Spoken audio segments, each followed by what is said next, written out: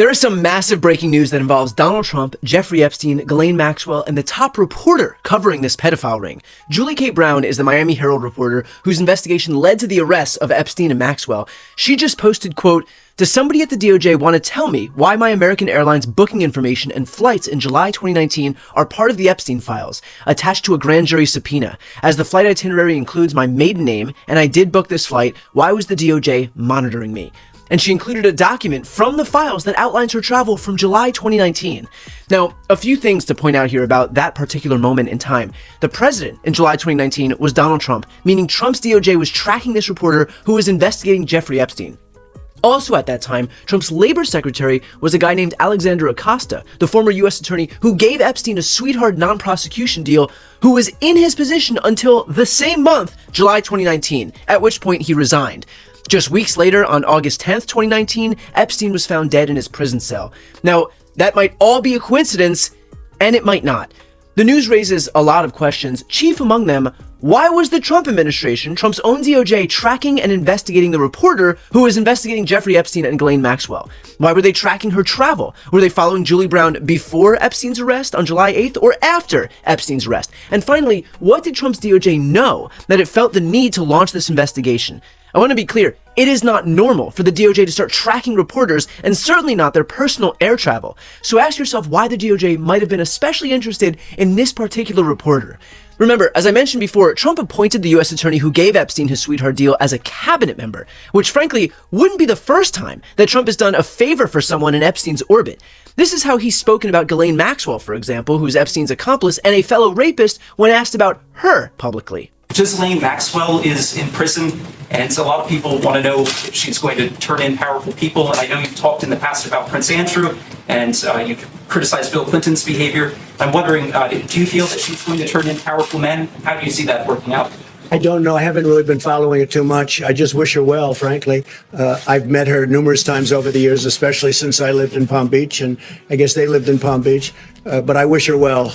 Whatever it is, I don't know the situation with Prince Andrew. Just don't know. Not aware of it. Mr. President, the other day a reporter asked you about Ghislaine Maxwell. You said, quote, "I just wish her well, frankly. I've met her numerous times over the years, especially since I lived in Palm Beach, but I wish her well, whatever it is." Mr. President, Ghislaine Maxwell has been arrested on allegations of child sex trafficking. Why would you wish such a person well? I don't know that, but I do know that she has. She's been arrested for that. You know that. Her friend or boyfriend, Epstein, was either killed or committed suicide in jail. She's now in jail. Yeah, I wish her well. I'd wish you well. I'd wish a lot of people well. Good luck. Let them prove somebody was guilty. I mean, you do know that. Oh, so you're saying you hope she doesn't die in jail? Is that what you mean by wish her well? Her boyfriend died in jail, and people are still trying to figure out, how did it happen? Was it suicide? Was he killed? And I do wish her well. I'm not looking for anything bad for her. I'm not looking bad for anybody. And they took that and she's a child sex trafficking. Big deal. But all it is her boyfriend died. He died in jail. Was he killed? Was it suicide? I do. I wish her well. Of course he wishes her well. He wishes everyone well. Why wouldn't he wish her well? In fact, Trump's consistently been notably shy when it comes to offering any of the Epstein files publicly. Would you declassify the 9/11 files? Yeah. Would you declassify JFK files? Yeah. I did a lot of it. Would you declassify the Epstein files? Yeah, I would. All right. I guess I would. I think that less so because, you don't know. You don't want to affect people's lives if it's phony stuff in there, because there's a lot of phony stuff with that whole world. But I think I would, or at least... Do you think that would restore trust? Help restore trust? Yeah, I don't know about Epstein so much as I do the others. So look, the reality is that I am the furthest thing from a conspiracy theorist, but there are a lot of pieces to this that seem to tell a pretty clear story. Trump was obviously close with Epstein for years. Epstein himself called Trump his closest friend for a decade. Epstein trafficked Virginia Giuffre from Trump's Mar-a-Lago spa. Trump then wins the presidency, appoints the guy who let Epstein off with a slap on the wrist to a cabinet position. Then in a 2018 message, Epstein said about Trump, quote, "I am the one able to take him down." In July 2019, Trump's DOJ is tracking Julie K. Brown, the reporter who is investigating Epstein. Around the same time, Epstein then gets arrested while Trump is president, incarcerated by the Bureau of Prisons while Trump is president, and then is found dead with no video footage while Trump is president. Then in 2024, Trump wins the presidency again and suddenly decides 1,000 FBI agents need to be dedicated to redacting his name out of the Epstein files. He's all over this thing in documents and photos. Then Dan Bongino, who staked his entire brand on exposing the men involved with the Epstein ring, announces his retirement from the FBI. Pam Bondi reneges on her promise to release the files on her desk. The DOJ breaks the law that required the release of all the files by December 19th. And finally, Trump blurts out over Christmas that the DOJ should just stop releasing any files that pertain to Republicans? I'm sorry, but what the fuck are we doing here? Even if this was an after-school special on TV, the writers would be accused of being too heavy-handed. What's next? Trump puts on a shirt that reads, "Not involved with Jeffrey Epstein"? The bad news for the Trump team is that Julie's confusion about being tracked is reaching the right people. The House Oversight Committee Democrats tweeted, "The Department of Justice needs to explain why travel information and booking itineraries for journalists are in the Epstein files."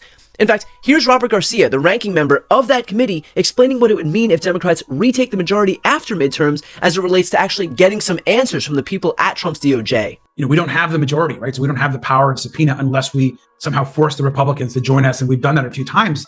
But we can't get Todd Blanche in front of us. We can't force Pam Bondi in front of us unless we get the Republican majority to actually move with us. And so James Comer, if he really wants transparency, we should be demanding answers from Todd Blanche, the head of the Federal Bureau of Prisons. Ghislaine Maxwell should be in. We should be asking questions of Pam Bondi, the former FBI directors. We wanted to have some of the former FBI directors come in, and James Comer dismissed it. I mean, he just, he doesn't think it's important. And so that work's got to continue. And when we win that majority, the Oversight Committee on day one is going to get answers and get very aggressive on bringing these folks in. And that's exactly the point that I wanted to discuss. What can you commit to in the event that Democrats are able to win the majority and you become chairman of the House Oversight Committee?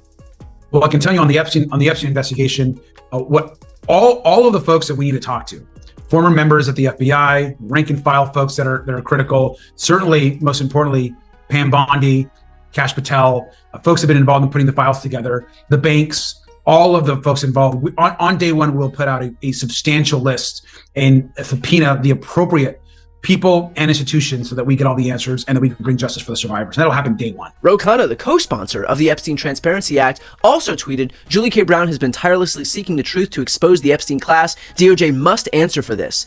But to Robert Garcia's point, that only happens if Democrats retake the majority, because clearly, while Trump is leading this cover-up, his lackeys like Pam Bondi, Kash Patel, Dan Bongino, Mike Johnson, Todd Blanche, and James Comer are helping him every step of the way.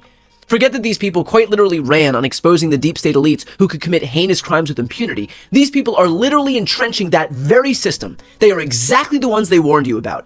So keep the pressure on, because that pressure works. But just know that so long as Republicans, other than basically Thomas Massie, are still in power, they will fight you every step of the way. What we've gotten thus far is in spite of this GOP, not because of it.